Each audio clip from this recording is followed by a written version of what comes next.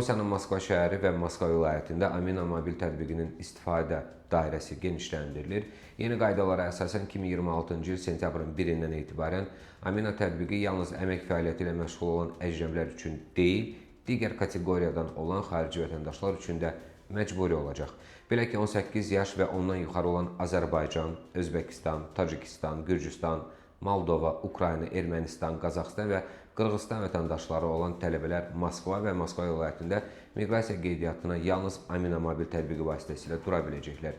Eyni qayda Avrasiya İqtisadi İttifaqına üzv ölkələrin Ermənistan, Qazaxıstan və Qırğızstan vətəndaşı olan əmək miqrantlarının ailə üzvlərinə də şamil ediləcək. Bununla yanaşı Azərbaycan, Özbəkistan, Tacikistan, Qırğızstan, Ermənistan, Qazaxıstan, Gürcüstan, Moldova və Ukraynadan Moskva və Moskva vilayətinə işləmək üçün gələn əcnəbilər əvvəlki qaydada olduğu kimi Amina mobil tətbiqini quraşdırmalı və ondan istifadə etməlidirlər.